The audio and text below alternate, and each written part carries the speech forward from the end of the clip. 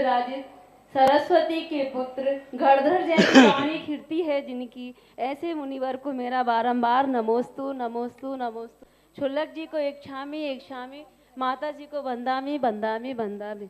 महाराज श्री बार आपने प्रवचन में बोला था अभी, यदि साधु कहते हैं कि मेरा कमंडल उठा के रख दो तो दासी दास का दोष लगता है। आज जो व्रती श्रावक घर में है तो फिर वो अपनी सेवा में अगर किसी को आदेश दे तो उन्हें क्या दोष लगेगा, और जो क्रोध करते समता नहीं हो पाती तो उनको अपने व्रतों में क्या दोष लगता है, और उनके व्रतों का निर्दोष पालन कैसे हो, ये हम सभी को त्यागी वृत्ति को दोष नहीं है, क्योंकि वो दासी दास रख सकते हैं।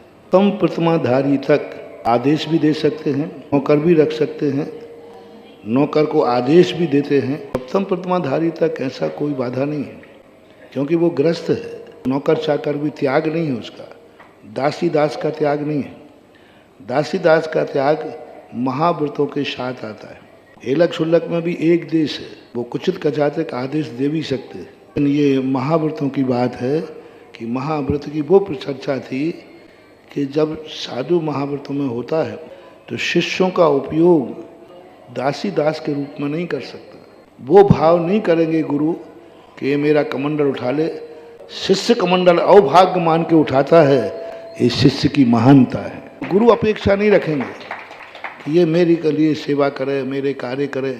ऐसी यदि करता है तो वह दोष है, और शिष्य यदि करता है तो उसका तो भाग्य अवभाग्य मान के करते ही हैं, करना ही चाहिए।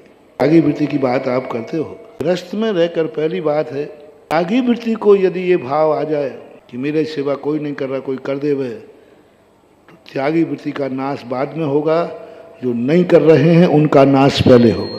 साधु को ये भाव आ जाए कि मुझे चौका कोई नहीं लगा रहा, हार नहीं दे रहा, मैं कल का हार कहाँ करूँगा, तो श्रावक की बर्बादी है। साधु यदि सच्चा है तो, खोटे साधु की बात नहीं कर रहा हूँ, सच्चा साधु है, यदि उसको ये चिंता हो जाए मैं बीमार हूँ, मेरी कोई दवाई कैसे कौन करेगा।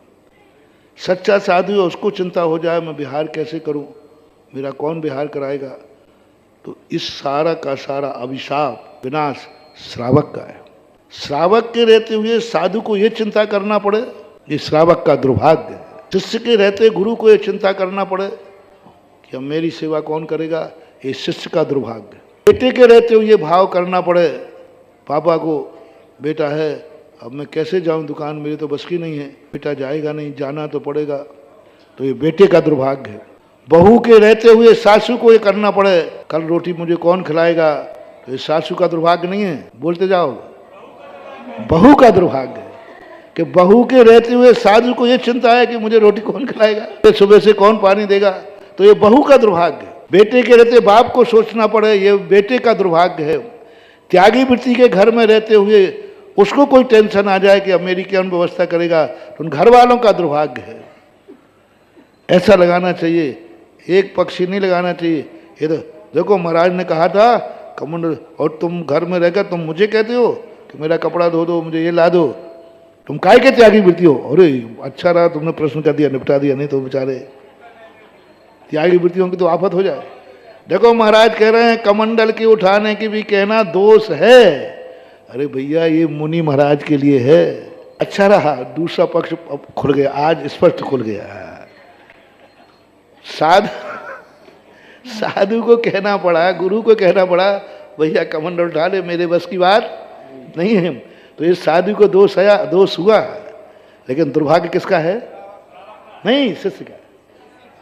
गुरु को ये कहना पड़ा अब मेरा कमंडल कौन उठाएगा, मेरे से तो बस की है नहीं, और शिष्य हैं, तो ये किसका दुर्भाग्य है, शिष्य का दुर्भाग्य है कि साधु गुरु को ये सोचना पड़ा कि अब मेरा कमंडल कौन उठाए, और शिष्य है, तो ये शिष्य का दुर्भाग्य है।